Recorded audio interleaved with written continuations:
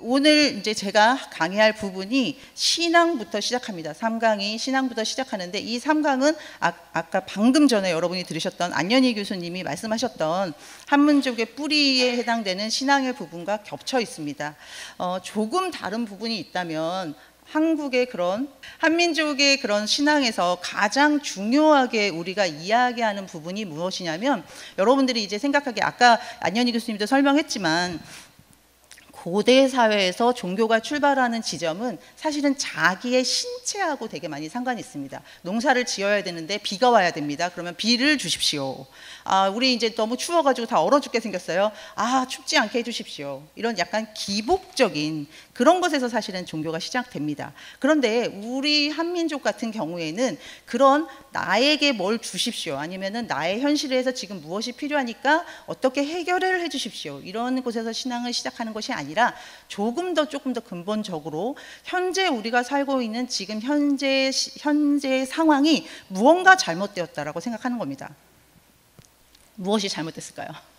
무엇이 잘못되었다. 그래서 이것이 어떻게 되면 개벽을 해야 된다고 하는 겁니다. 새로운 세계가 와야 된다라고 생각합니다. 이거를 뭐라고 하냐면 대망사상이라고 합니다. 그러니까 새로운 것이 시작되어야 될 거라고 하는 그런 생각이 아주 예전부터 우리 민족이 가지고 있던 생각이었다는 것입니다. 대망사상이라는 것이 있었기 때문에 종교가 이렇게 들어와서 우리나라가 모든 종교가 와서 꽃 피우는 나라다, 이런 이야기 많이 들으셨죠, 그죠? 종교가 꽃 피울 수 있었던 것이, 바탕이 되었던 것이 그런 바로 대망사상이 있었기 때문에 그런 것이 가능했다, 이런 이야기입니다. 종교가 어떻게 우리나라에 들어와서 다 꽃을 피울 수 있었는가, 그 얘기를 좀 말씀드리기 전에 저희가 이제 9월 27일 날 저희 선문대학교에서 그 학술대회가 있었습니다. 거기서 이제 일본 가정연합 해산 청구 명령 소송 그거에 관해서 여러 학자들이 모여가지고 이제 발표도 하고 토론도 하고 했었는데요. 거기 오츠카 회장님이 오셨어요. 저희가 이제 초청을 해가지고 오츠카 UPF 의장님이 오셔서 발표를 하실 때 무슨 얘기 하셨냐면, 오츠카 의장님도 그러시고 다른 일본 교수님도 말씀하시는 것이 한국하고 일본하고 종교 문화가 다르다, 이런 말씀을 하시더라고요. 여기도 일본 분들이 지금 계시네요, 생각해보니까.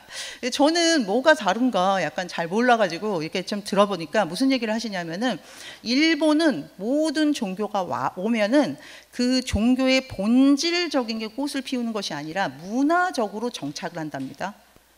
근데 한국은 불교든 어떤 종교든 우리 한국에 들어오면 한국에서 그 종교의 가장 본질적인 것, 가장 근원적인 것이 굉장히 꽃피운다. 그래서 그런 부분이 문화적으로 차이가 있다, 이런 얘기를 하시더라고요.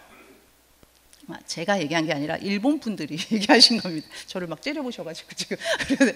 제가 뭐 일본을 폄하하려고 그런 것이 아니라 민족적인 특징이 그렇다고 합니다. 불교 같은 경우에도 여기 나와 있지만 불교에서 여러 가지 대승불교가 우리 한국에 들어오게 되는데, 그 중에서 가장 중점적으로 다른 나라하고 다르게 정착된 부분이 무엇이냐면은 바로 미륵불이라고 하는 겁니다.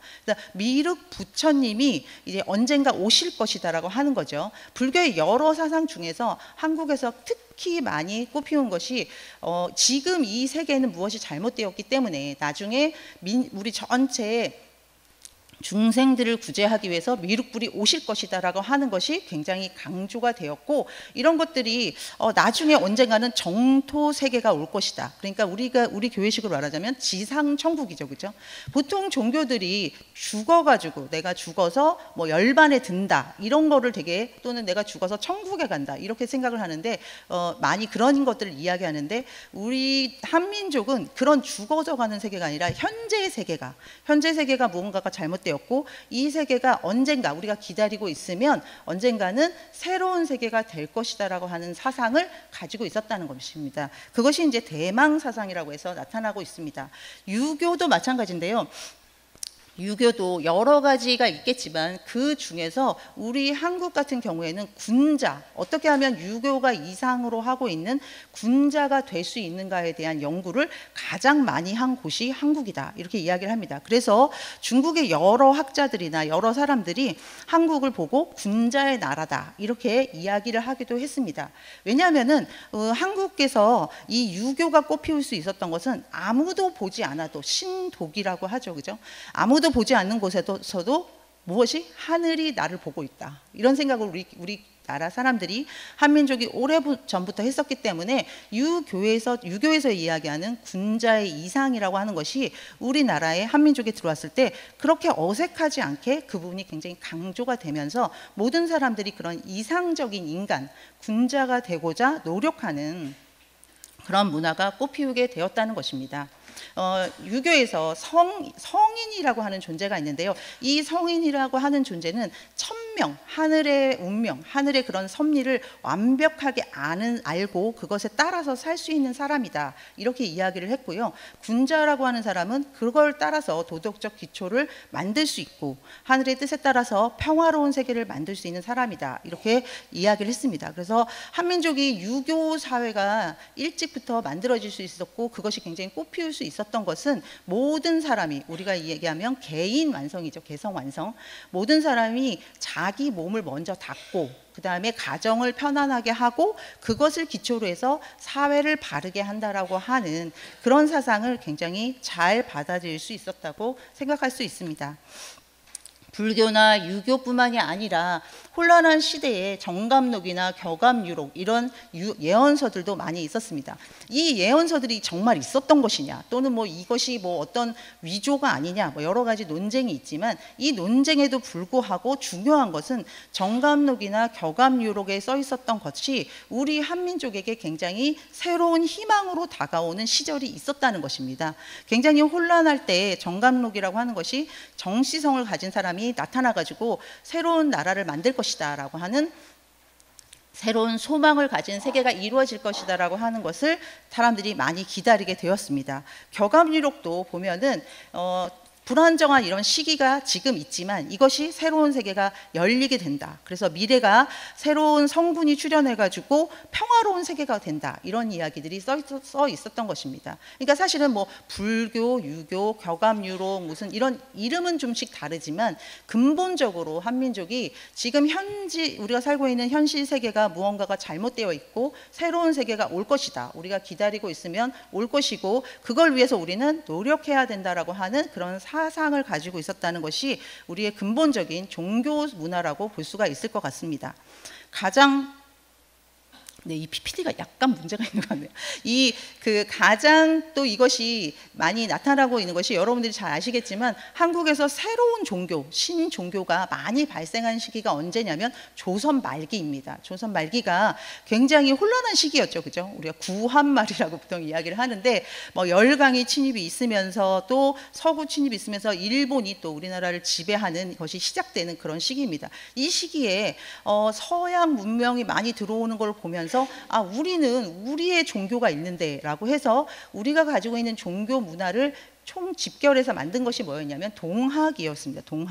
동학에서 이야기하는 근본 사상 중에 중요한 것이 시천주라는 사상입니다. 시천주. 이 시천주라고 하는 것이 모신다는 거죠, 그죠? 하늘의 주인을 모신다라고 하는 이야기입니다. 그러니까 인간과 모든 만물이 시천주를 하면, 천주, 하늘의 주인을 모시게 되면 평등한 세계가 없고 후천개벽이 일어날 것이다라고 하는 것을 새로운 희망으로 제시를 해주게 되는 것입니다. 이것이 그 선천시대가 지나고 후천개벽이 되어가지고 새로운 세계가 열린다라고 하는 것을 동학에서 처음 이야기했다라기보다는 원래 우리 민족이 가지고 있었던 종교 사상이라고 하는 종교 문화를 집결을 해서 이렇게 동학이라고 하는 우리 한국의 종교라고 하는 것으로 만들었다, 이렇게 보는 것이 더 적절한 이해라고 볼 수가 있겠습니다. 이 동학을 종교로 만든 사람이 이제 천도교라고 해서 손병이라고 하는 사람이 이거를 만들게 되는데, 여기서 또 하나 나오는 것이 뭐냐면은 인내천입니다. 인내천이라고 하는 것은 사람이 곧 하늘이다, 이런 이야기인데요. 사람이 하늘이라는 것이 무슨 의미입니까? 이것도 이제 사실은 우리나라에서 다른 나라보다 우리나라에서 굉장히 독특한 현상 또는 종교 문화다 이렇게 이야기하는 것 중에 하나입니다. 사람이라고 하는 것이 우리가 굉장히 노력하면 어떻게 된다? 하늘과 닿을 수 있다. 우리가 하늘과 바로 통할 수 있다라고 생각하는 것이 우리 한민족이 가지고 있었던 종교 문화 중에 하나입니다. 아까 앞에서 우리 안 교수님이 그 정한수 떠놓고 이렇게 비는 그런 이야기를 하셨는데요. 사실은 우리가 여러분들이 뭐 하늘이 무섭지 않으냐 뭐 이런 얘기 많이 들으시죠. 그리고 우리가 하늘은 우리를 다 지켜보고 있다. 그리고 우리가 노력을 하면 지성이면 감천이다. 그래서 어떻게 하냐면 하늘이 감동을 받는다는 거예요. 우리가 너무너무 정성을 들이면 우리 사실 그런 마음으로 지금 정성 들이고 있지 않습니까? 여기 안호열 실장님 계신데 막 열심히 청평에서 정성 들이는 것도 우리가 정말 정성을 다 모아서 하늘을 움직여서 이 우리가 원하는 것이 이루어지길 바라는 마음으로 하고 있는데 사실은 이것이 우리만이 한 것이 아니라 한민족 근원적인 것에서부터 계속 내려오는 것이라는 거죠. 그래서 이런 문화가 있었기 때문에 사람이 하늘하고 우리가 하늘 부모님하고 우리하고 떨어져 있는 것이 아니라 하늘 부모님이 내가 노력하면 닿을 수 있는 존재다. 내가 곧 하늘 부모님하고 만날 수 있는 존재라고 생각을 했다는 겁니다. 그래서 여기서 인내천사상이라는 것은 사람이 귀하고 하늘 부모님의 자녀라고 하는 그런 의미도 있지만 우리가 하늘 부모님과 직접 만날 수 있는 존재라는 그런 의미도 담고 있다고 이야기를 합니다. 네, 제가 보내드린 지금 PPT랑 약간 차이가 있어가지고 제가 약간 당황했는데요. 여기서 조금 더 설명을 드리자면은 지금 앞에 불교, 유교 그리고 뭐 겨감유록 여기 지금 나오는 뭐 동학, 천도교 이런 것에서 우리 나라에서 한민족이 가지고 있었던 종교 문화에서 중요한 포인트가 세 가지가 있습니다. 첫 번째는 뭡니까? 첫 번째는 지금 이 세상은 잘못된 것이고 새로운 세상이 올 것이다. 후천개벽이 일어날 것이다. 이거입니다. 새로운 세상이 만들어질 것이다라고 하는 것을 아주 옛날 사람들부터 여기서 뭔가 이 세상처럼 이렇게 살진 않고 뭔가 새로운 것이 일어날 것이다라고 하는 그런 생각을 가지고 있었다는 것이고요. 두 번째는 뭐였죠? 두 번째는 우리가 정성을 다하면 하늘을 감동시켜서 하늘과 닿을 수 있다라고 하는 것입니다. 하늘과 닿을 수 있기 때문에 어떻게 합니까? 새로운 섭리를 할 수 있다라고 생각을 하는 거죠. 그래서 우리가 항상 어떻게 하냐면 뭘 하기 전에 기도를 하고 또는 정성을 다해서 그 일이 이루어지기를 바란다는 그런 측면이 굉장히 우리나라에 강했다는 겁니다. 그리고 세 번째에는 정도령이나 미륵불이나 이런 새로운 그 세상을 열어줄 누군가가 올 것이라고 생각을 했다는 겁니다. 그렇게 세 가지가 있었기 때문에 사실은 여러분들이 아시겠지만 뒤에 이제 뭐 아마 도연섭 교수님이 또 소개를 하실 수가 있을 것 같은데요. 아시다시피 기독교가 우리나라에 들어왔을 때 굉장히 폭발적으로 기독교가 이거를 믿을 수 없는 기적이다 이렇게 이야기를 기독교에서 평가를 하고 있습니다. 한국의 기독교가 이렇게 발전하고 확장된 것은 왜냐하면 맨 처음에 선교사들이 한국에 왔을 때 어떻게 평가를 했냐면은 와 한국은 너무 미개하다. 이게 문명이 개발이 안 돼 있기 때문에 이 사람들의 사고 방식을 다 고쳐야지 이렇게 문명화 시켜야지만이 어떻게 될 수 있다? 기독교가 정착이 될 것이다 이렇게 얘기를 했습니다. 선교사들이 처음 평가를 할 때.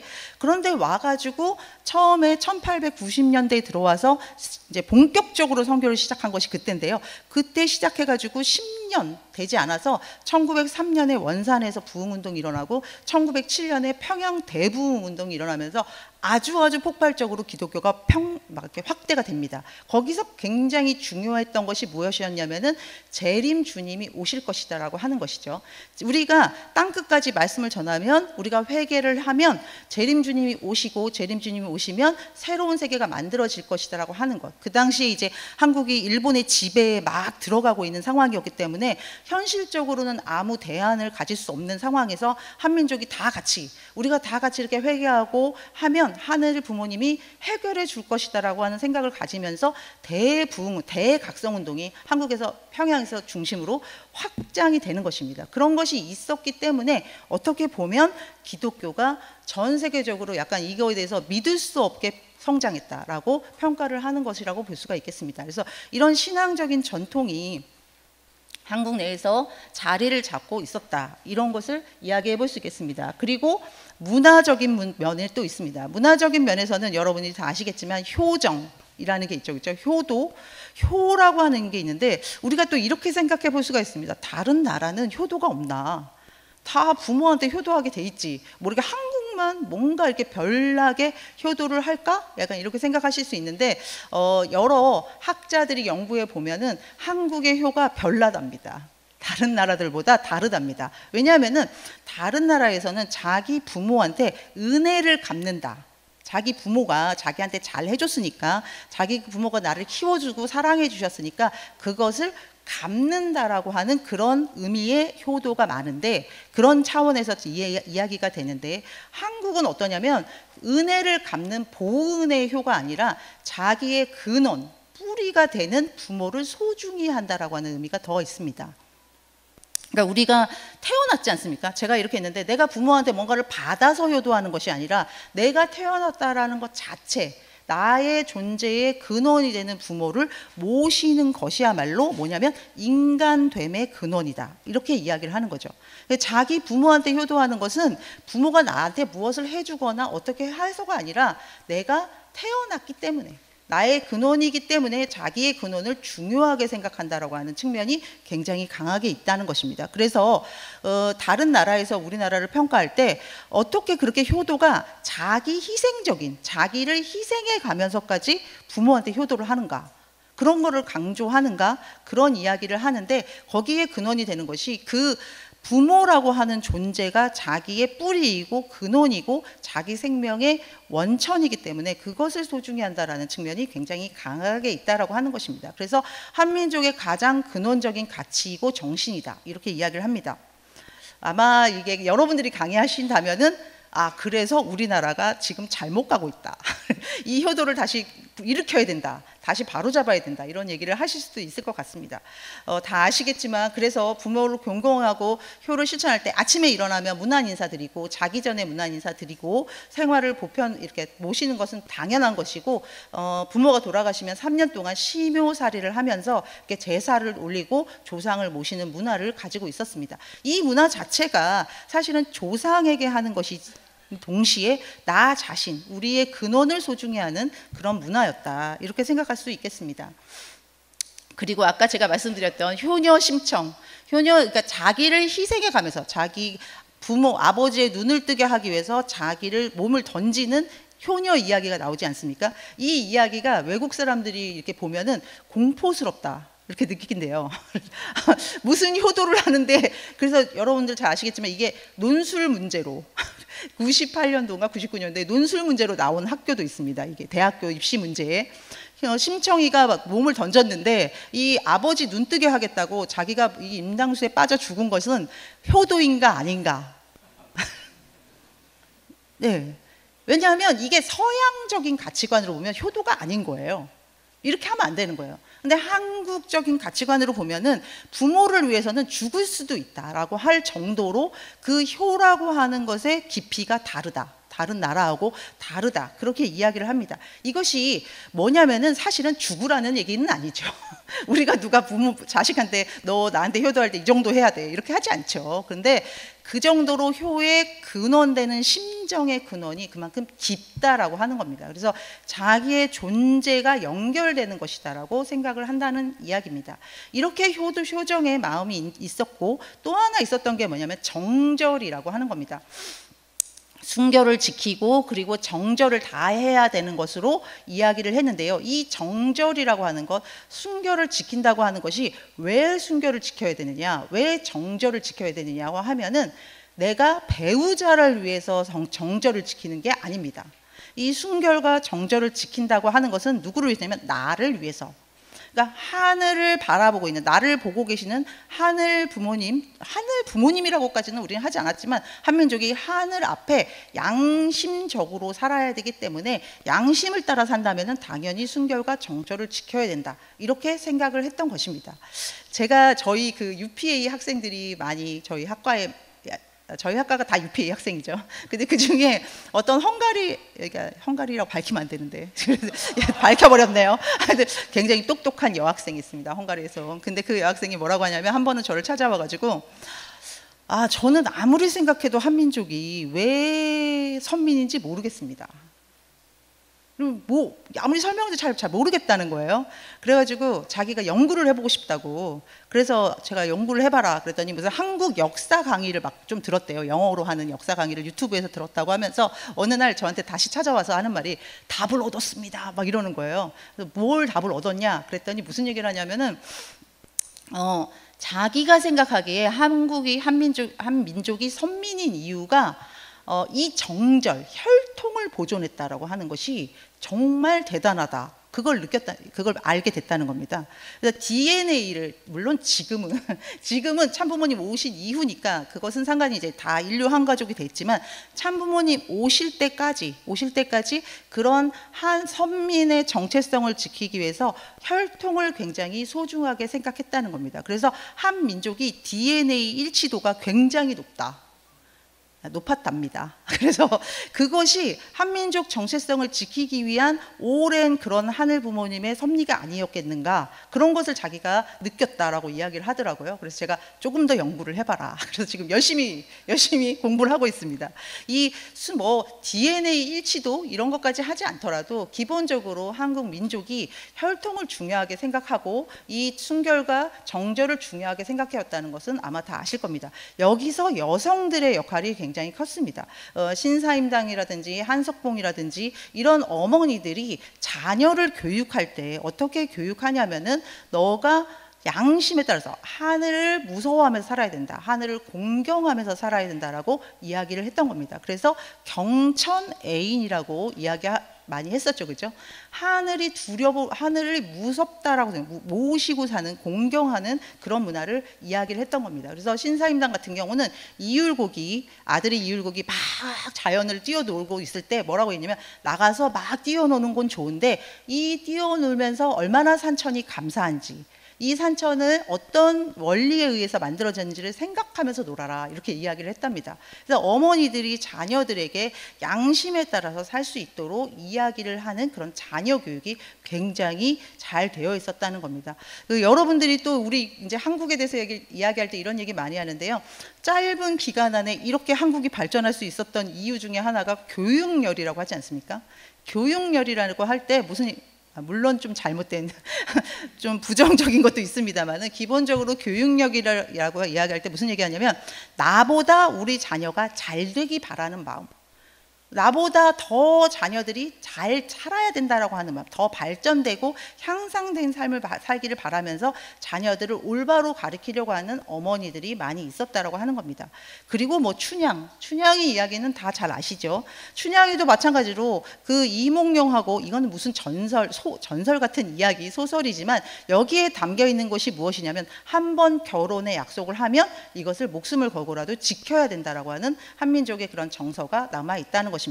그래서 이렇게 순결과 정절의 문화 속에는 한민족이 하늘과 연결되어 가지고 자기의 가족을 중요하게 생각하고 가족의 사랑 속에서 살고자 하는 문화, 그리고 가족이 완전히 한 마음이 되면 어떤 일이라도 잘 이겨낼 수 있다라고 하는 그런 신명, 하늘의 뜻에 따라서 살면은 우리가 다 같이 새로운 뭔가 기적적인 힘이 나서 새로운 걸 할 수 있다라고 하는 그런 문화를 가지고 있었다. 이런 것이 이제 한 민족의 가족 문화라고 할 수가 있겠습니다. 그리고 역사가 있습니다. 역사라고 하는 것은 여러분들 다 아시겠지만 우리가 흰 옷을 좋아하는 민족이다. 네, 여기도 흰 옷이 많으시네요. 우리 청평 가면 다 흰 옷 입고 있는데요. 이 흰 옷을 좋아하는 민족이라고 아마 다 아실 겁니다. 이 흰 옷을 좋아하는 것은 사실은 하늘을 좋아해서 그렇답니다. 하늘의 빛, 태양빛을 좋아하는 민족일수록 하얀색을 좋아한다고 해요. 근데 한국 같은 경우에는 이런 하얀 옷을 좋아하는, 즐겨 입는 민족이어서 예로부터 배그 민족이라고 불렀다고 하는 겁니다. 일단 되게 순수하고 순결하고 하늘을 공경하는 문화를 가진 그런 것이 의복에서도 나타났다고 합니다.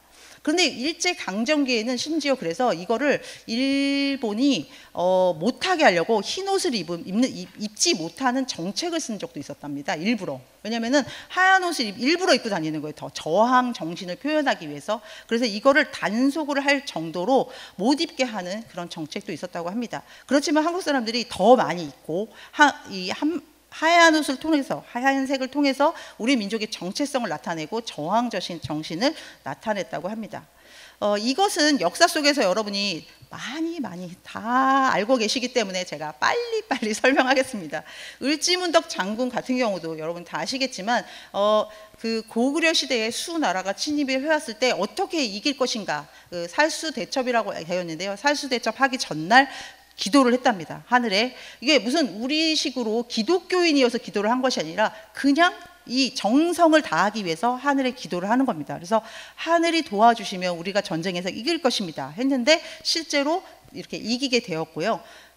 네. 그리고 강감찬 장군 같은 경우에도 기주대첩을 놓고 하늘 뜻에 따르겠다, 하늘에 우리를 함께 하실 것을 믿는다, 이렇게 하고 나아가서 전쟁에서 이겼다고 합니다.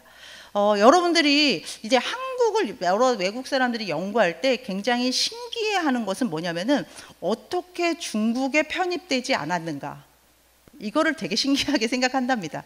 한국이 굉장히 작은 나라잖아요. 크기가 작다 보니까 이렇게 중국에 딸려있는 조그만 나라가 어떻게 계속 자기네 나라만의 언어, 자기 나라만의 문화, 자기 나라만의 가치관, 자기 나라만의 종교 문화를 유지하면서 그렇게 5,000년 동안 역사를 이어올 수 있었는가, 이것은 정말 대단하다라고 평가를 하는 것입니다. 여러분들 아시겠지만 중국이 지금 우리나라 거로 자기 거라고, 갑자기 이런 얘기하면 안 되겠지만 네? 중국 안에 있는 소수 민족인 것처럼 우리를 조선족 문화라고 해가지고 막 자기네 나라 걸로 막 등록을 하지 않습니까? 지금 이렇게 우리나라가 발전했는데도 그렇게 하고 있는데, 그 옛날에 우리나라가 진짜 무슨 아무 힘이 없을 때에는 얼마나 심했겠습니까? 그런데도 어떻게 했냐면 조상들이 우리나라가 무슨 일이 있어도 국토를 지켜야 되고 우리 정체성을 지켜야 된다라는 생각을 했다는 겁니다. 그게 가장 잘 나타난 것 중에 하나가 언제냐면 고려 시대의 몽골 항쟁입니다. 여러분들이 역사 속에서 되게 막 굴욕적으로 우리나라가 졌다, 이렇게 많이 알고 계신데요. 40년 동안 우리나라가 몽골에 계속 저항을 합니다. 그 저항을 하는 게 사실은 계란으로 바위치기죠. 이게 게임이 안 되는 그런 상황인데도 계속 정신적으로 저항을 하고 그것을 기록으로 계속 남겨놓은 게, 우리의 정신이 없어지면 안 되기 때문에 8만 대장경을 그때 편찬을 하게 되는 겁니다. 그래서 우리나라에서 가장 중요하게 생각했던 것은 민족의 정체성을 지켜야 된다라고 하는 것, 민족의 자주성을 지키기 위해서 노력해왔다는 것이죠. 이순신 장군도 마찬가지로 전쟁을 해야 되는데 이 임진왜란을 놓고 열심히 기도하십니다. 이게 무슨 기독교인에서 기도하는 게 아니라 정말 어떻게 이제 할 수 있는 게 없기 때문에 기도를 하게 되는데, 꿈에 신인이 나타나서, 하얀 옷을 입은 사람이 나타나서 방법을 알려줬습니다. 그게 어디에? 일기에 기록이 되어 있습니다. 이순신 장군의 일기에. 이래서 이분이 이야기하시는 것이 우리가 지혜를 다하고 정성을 다하면 하늘이 움직여서 이기게 된다라고 이야기한 것도 있습니다. 임진왜란 때의 승병, 그러니까 스님들이 전쟁에 참여하는 거죠. 스님들이 원래 살생도 하지 않는데 이때는 전쟁에 참여를 합니다. 그리고 의병들도 많이 참여하죠. 이것도 되게 외국에서 볼 때 신기해하는 것인데요. 실제로는 일반 백성들은 지배층이 문제가 되는 거지, 전쟁에서 이기고 지는 것은 그 지배층이 문제지, 이 백성들은 자기 삶이 누가 지배를 하든 별로 상관없다, 이렇게 생각할 수도 있다고 합니다. 그래서 제가 여러분들이 어떠시면, 저 같은 경우는 대만에 갔을 때 되게 신기하더라고요. 대만에 가니까 대만이 굉장히 일본하고 비슷한 거예요. 그리고 일본 지배를 우리나라처럼 받았는데 일본 지배받은 거를 너무 좋게 생각을 하고 있더라고요. 그래서 정말 신기하다, 약간 이런 생각을 했습니다. 그런데 그때 그 설명하는 가이드 이야기가 대만 입장에서는 중국의 지배를 받으나 일본의 지배를 받으나 누구의 지배를 받으나 자기네가 잘 살게 되고 자기네가 발전할 수 있는 방향이면 괜찮은데, 일본이 그런 걸 많이 해줘서 일본에 대해서 좋게 생각하고 있다, 이렇게 얘기를 하더라고요. 근데 우리나라는 어떻습니까? 전혀 그렇지 않죠. 누가 지배를 하느냐, 뭐 그 조선의 왕들이 너무너무 사랑을 많이 주고 지배를 잘 해가지고 우리가 나라를 지키려고 한 게 아니죠. 조선의 왕들이 당연히 정치를 잘 못하고 제대로 못해가지고 백성들이 괴롭고 힘들 때도 있었지만, 그럼에도 불구하고 이 왕을 위해서 하는 것이 아니라 우리 민족의 정체성을 지키기 위해서 다 같이 일어나가지고 의병 활동에 다 참여를 했다는 겁니다. 독립운동은 더 그런 게 많이 나타나고 있죠. 많은 독립운동가들이 일본이 지배하는 40년 동안 희망을 버리지 않고 계속 독립운동을 했습니다. 자기 목숨을 걸고 독립운동을 했었는데, 이 독립운동을 할 때에 독립될 희망이 있어가지고 독립운동을 하는 게 아닙니다. 내가 이렇게 독립운동하면 독립이 될 것이다, 이게 아니라 내가 독립운동하다 못하면 내 자식들이 할 것이고, 우리는 무조건 독립해야 된다. 왜냐하면 민족이 다르기 때문에. 그래서 근원적으로 무슨 이야기를 하냐면은 당군의 자손이라고 하는 민족성을 계속 부흥을 시키면서, 사실은 거기 담겨 있는 것은 당군의 자손이냐 아니냐가 중요한 게 아니라 천손이라고 하는 거죠. 우리가 하늘의 혈통을 타고난 민족이다라고 하는 것이 남아 있었기 때문에 이런 독립운동이 지속적으로 될 수 있었다고 하는 것입니다. 뭐 이회영이라든지 여러분들 잘 아시겠지만 이분은 이제 기독교인이었죠. 기독교인이었는데 이렇게 우리나라가 식민지 지배가 되었다, 이런 이야기를 듣고 다 모든 재산을 팔아가지고 독립운동을 하신 그런 분이죠. 아예 만주로 다 가가지고 자기 노비들은 다 면천을 시키고 신흥무관학교를 세워서 이제 독립군을 조직해서 이렇게 자기 전 재산을 투입해서 하신 분입니다. 이분뿐만 아니라 뭐 다 아시겠지만 안중근이라는 분도 있죠, 그죠? 안중근이라고 하는 분은 어떤 분입니까? 여러분이 잘 아시겠지만 가톨릭 신자죠. 무엇보다 가톨릭 신자였고, 이분이 바라는 것은 무엇이었냐면 일본이 한국을 지배하는 것이 사실은 문제가 아니라 무력으로 지배하는 것. 그러니까 동양이 평화롭게 사는 사상을 가져야 되는데, 일본이 서구의 침략에 맞서가지고 동양을 지켜주는 수호자가 되겠다라고 하면서 사실은 무력으로 탄압을 하고 민족성을 말살하려고 하는 그런 것이 문제다라고 근본적인 문제를 제기하면서 이렇게 평화 사상을 동양 평화론이라는 걸 만드셨죠, 그죠? 사실 이렇게 할 수 있었던 것이, 이렇게 근본적으로 우리가 독립을 왜 해야 되는가 하는 것을 사상적으로 이야기할 수 있었다는 것이 우리 민족이 가지고 있는 사실은 저력이 아닌가, 그런 생각이 듭니다. 일본이 우리나라를 계속 40년 동안 민족성을 없애려고 하신 것을 알고 계시죠, 그죠? 교육에서 가장 많이 했던 것이 뭡니까? 그래서 네, 한국 사람 안 된다. 한국 사람은 때려야 된다. 한국 사람 모이면 싸운다, 당쟁한다, 이런 거 굉장히 한국인에 대해서 부정적인 것을 역사 속에서 다 끄집어내가지고 어떻게 했습니까? 그래서 한국은 어떻게 된다? 일본의 지배를 받는 2등 국민이 되어야 된다라고 교육을 한 겁니다. 이게 우리가 뭡니까? 식민사관이죠, 식민사관. 왜냐하면은 일본이 한국을 지배를 하려고 하니까 사실은 일본이 한국보다 그때 굉장히 문명화됐고 굉장히 개화가 많이 된 상태였어요. 그런데 한국 사람들이 일본 말 안 듣는 거예요. 도로를 깔아준다 그래도 싫다. 우리는 다 싫다. 우리는 너네가 싫어. 우리는 뭐예요? 한민족은 천손 민족이다. 우리는 일본의 지배를 받을 수가 없는 민족이다라고 하는 정체성을 계속 가지고 있으니까 이것을 고치기 위해서, 개조하기 위해서, 민족 개조라고 하지 않습니까? 민족 정체성을 개조하기 위해서 역사를 바꾸는 식민지 사관을 만들어내는 겁니다. 그래서 한국의 역사 속에서 부정적이었던 것을 다 끄집어내서 교육을 했던 것입니다. 이것에 맞서서 이것에 맞서서 아까 안중근 의사도 있었고 유관순 열사도 있었습니다.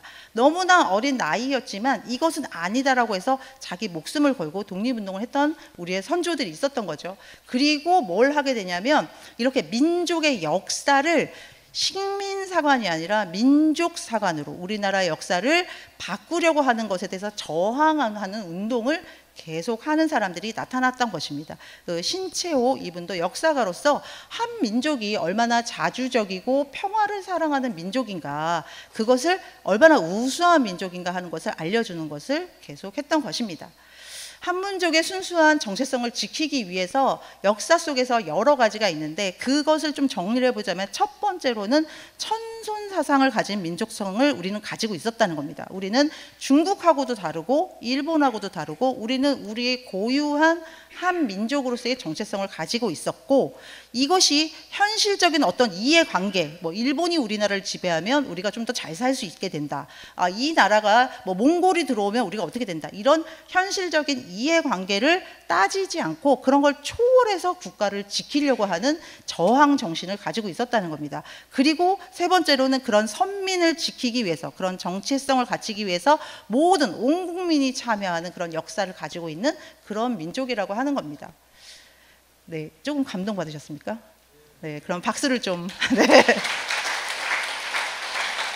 네, 저보다는 제가 보기에는 여기 계시는 분들이 훨씬 강의를 더 여기서 감동적으로 잘 해주실 수 있을 것 같습니다. 저는 사실은 여기 좀 정리해서 강의하면서 참 어머님께서 왜 이런 강의를 우리한테 계속 하라고 하실까? 한민족 대서사시 이런 얘기를 하라고 하실까? 이런 생각을 해볼 때 한편으로는 이런 생각을 해봤습니다. 우리 교회가 초창기에 출발할 때 어떤 이야기를 했었냐면 초창기 출발할 때 1950년입니다. 1950년대에 한국은 완전히 제로 상태였습니다. 모든 기반이 없는 제로 상태였고 일본의 지배를 벗어나서 이제 좋은 시절이 올 줄 알았는데 분단이 되고 전쟁이 되고 아무 희망이 없는 상황이었습니다. 그때 우리 교회가 나타나서 무슨 얘기를 했습니까? 한국으로 재림주님이 오신다. 한국이 세계의 중심이 된다. 원리강론에 써 있습니다. 한국이 세계 중심 국가가 되고 한국어로 언어가 통일된다고 써 있었습니다. 그렇죠? 그때 그거 믿으셨습니까? 역시 되면 좋고 안 되면 어쩔 수 없고 약간 그때만 해도 60년대 70년대에 한국이 중심이 되고 한국어가 그렇게 뭔가 세계 통일이 되고 막 이럴 거라고 생각을 못했습니다. 그런데 지금 어떻습니까? 네, 넷플릭스에서 가장 1위 컨텐츠가 다 거의 한국 겁니다. 한국의 문화가 지금 세계를 이끌고 있는 시대가 되었지 않습니까? 그래서 이런 그때 우리가 50년대, 60년대 우리 선배님들, 부모님들이 가졌던 그 비전이 지금 이루어지고 있는 시대가 되었습니다. 그런데 우리는 조용히 있습니다. 왜 우리가 이렇게 그때 이야기했는가? 그것이 지금 어떻게 이루어지고 있는가? 이것이 언제부터 시작된 것인가를 알리고 그 근원을 선포하라고 이야기하시는 것이 아닌가 그런 생각을 해보게 됩니다. 네, 참 부모님께서 또 하나 말씀하시고 있는 거는 문화입니다. 문화. 여기서 문화에서 오늘이 한글날인데 제일 중요한 거 언어죠. 언어. 여러분이 이제 며칠 동안 제가 쭉 보니까 언론에서 계속 한글에 대해서 많이 나오더라고요. 한글이 정말 과학적인 언어다. 이런 얘기를 많이 합니다. 한글로 영어를 다 쓸 수 있습니다. 이게 소리 문자이기 때문에 모든 소리를 기록할 수 있죠. 그죠? 그래서 굉장히 과학적이고 체계적인 문자다. 이렇게 이야기를 합니다. 이렇게 만들어진 문자가 없습니다. 이것이 원래 예전부터 조상들이 쓰는 이렇게 된 문자를 그냥 쓰고 있는 나라들은 있지만 우리나라 같은 경우에는 세종대왕이 정말 독창적인 문자 체계를 만들어서 과학적이고 체계적인 언어를 만들었다고 하는 겁니다. 이것은 그런데 여기서 되게 재밌는 게 뭐냐면 그 당시에 문자가 없었냐? 없었던 게 아니라 한자를 사용하고 있었습니다. 양반들은 지식인들은 다 한자를 사용하고 있었는데 누구를 위해서 만들었냐? 누구를 위해서요? 백성들을 위해서. 한자를 배우기 어려워하는 한자가 너무 어렵고 다 표현하기 힘드니까 이 뜻을 표현하기 말을 기록하기 힘들어하는 백성들을 사랑하는 마음 그러니까 애민 정신으로 만든 언어가 이 한글입니다. 그래서 다양한 소리를 표현할 수 있고 하늘 부모님의 심정을 가장 잘 표현할 수 있는 언어가 한국어라고 합니다. 저는 다른 나라 언어를 몰라가지고 잘 모르겠는데요. 저희 그 학과에 UPA 학생들이 되게 많이 있는데 제가 굉장히 재밌는 얘기를 하나 들었습니다. 무슨 얘기를 하냐면은 그 일본 유학생들이 이제 한국에 와서 제가 한국에 와서 유학을 이제 하잖아요. 그런데 기도를 할 때 청평에 가서 기도를 할 때 일본어로 하면 어색하답니다. 한국어로 해야지 뭔가 정말 참부모님하고 연결되는 그런 느낌이 있대요. 그래서 정말 한국어로 막 기도를 해야 뭔가 영적인 역사가 있을 것 같은 그런 정말 느낌이 든다고. 그래서 제가 한국에 오래 있었구나 이렇게 얘기했는데요. 그런 심정의 언어, 심정을 잘 담아내는 언어가 한국어라고 이렇게 얘기를 하시는 거죠. 그래서 사실은 한국어로 통일된다 이렇게 되어 있는데, 제가 생각하기에는 한국어로 모든 언어를 기록을 할 수 있습니다. 쓸 수가 있는 거죠. 한국어로 소리 문짝이기 때문에. 그런 면에서 굉장히 한국어가 역할을 할 수 있는 시대가 오지 않는가 앞으로, 그런 생각도 좀 더 해보게 됩니다.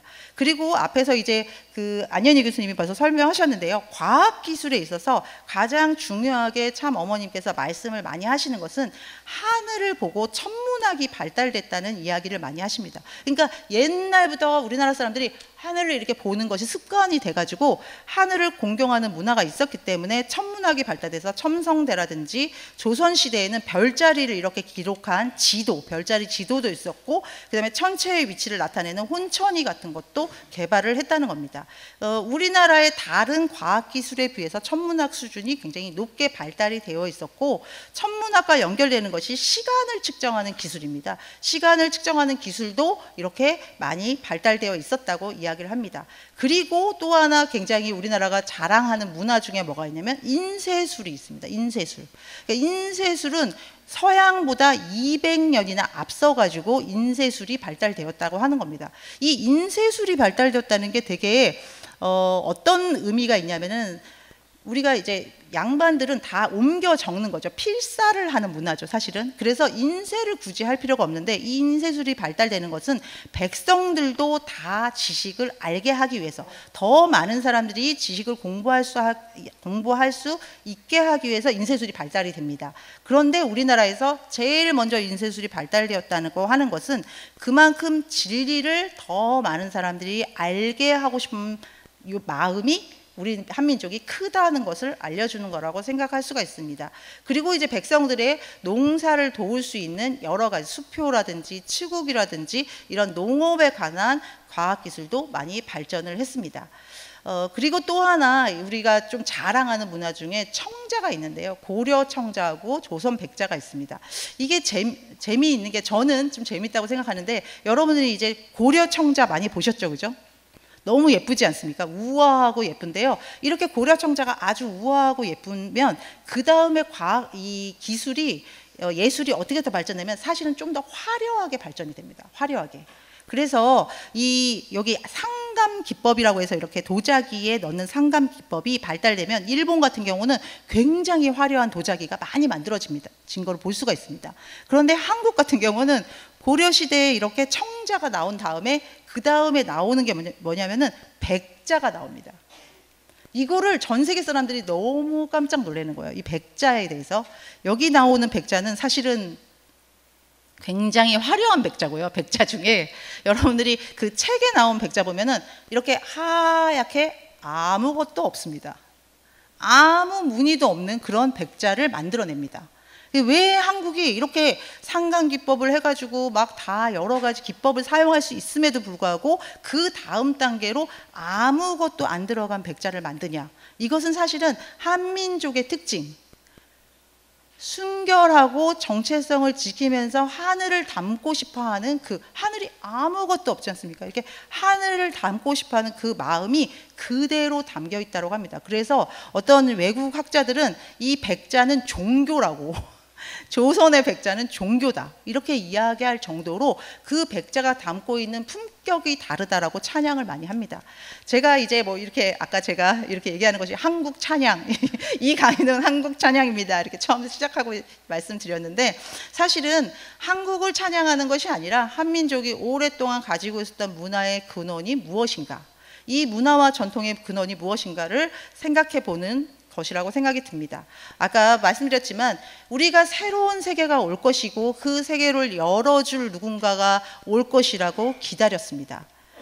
그리고 사실은 지금 우리는 그분이 누군지 알고 있습니다. 참 부모님이 오셨고 우리가 한민족이 드디어 세계의 중심 국가로서 역할을 할 수 있는 그런 중요한 시기에 있습니다. 우리 민족은 예전부터 하늘을 공경하고 두려워하면서 양심에 따라서 살기를 바라는 문화를 가지고 왔었습니다. 부모를 공경하고 부모가 나의 근원이라는 것을 이해하고 가족관계가 중요했던 민족입니다. 이거에서 가장 근원이 되는 부모의 부모를 따라가면 가장 근원은 하늘에서 온 정체성, 우리가 천손의 정체성을 가지고 있다라고 하는 것, 그것을 지켜온 역사가 우리 안에 담겨 있는 것입니다. 그것이 이제 여러 가지 문화 속에서 백자의 문화 또는 첨성대 뭐 여러 가지 한글 이런 것 속에서 가장 담겨 있는 것은 하늘을 사랑하는 마음, 그 마음이 우리 한민족의 근원에 있다고 생각이 듭니다. 우리 한국이 요즘에 경제적으로 많이 발전했습니다. 그리고 문화적으로 정말 세계를 이끌고 있습니다. 그런데 사실은 어떻게 보면 가장 위기라고도 할 수 있을 것 같습니다. 왜냐하면 하늘을 공경하는 문화, 하늘을 사랑하는 문화가 이제 없어지고 있는 것 같습니다. 우리가 한국의 드라마, 한국의 여러 노래, 뭐 K-팝 이런 것들이 인기가 있는 것이 외국 사람들이 뭐라고 얘기하냐면 그 안에 뭔가 심정이 담겨 있다, 마음이 담겨 있다고 하는 거예요. 그 드라마나 노래에 그런 마음이 담겨 있고 그것이 느껴져서 좋아하는 겁니다. 기술적으로 좋아하는 것이 아니라요. 그런데 우리가 그 마음을 잃어버리면 어떻게 되겠습니까? 안 되겠죠. 한민족의 근원은 그 하늘을 사랑하는 그 문화, 그 다음에 백성을 사랑하는, 우리가 다 같이 평화를 사랑하고 백성을 사랑하는 그 경천 애인의 문화, 그 심정을 잃어버리면 안 되겠습니다. 그런데 지금 젊은 세대들을 보면은 경천 애인보다는 자기가 잘 먹고 잘 사는 것, 이것이 굉장히 중요해지는 시대를 살고 있는 것 같습니다. 그래서 그런 문화가 잘못되었고 그 잘못된 방향으로 가는 젊은 세대들을 되돌려서 이끌고 올 수 있는 사람 누굽니까? 우리가 돼야겠죠, 그죠? 그래서 참 부모님께서 그런 사명을 일깨우기 위해서 이런 강의를 하라고 말씀을 하시는 것 같고요. 그런 방향으로 여러분께서 현장에서 이 강의를 좀 신명나게, 저보다 훨씬 신명나게 해주시면은 아마 우리 한반도에 새로운 바람이 불지 않을까 그렇게 생각이 듭니다. 네, 이상으로 마치겠습니다. 감사합니다.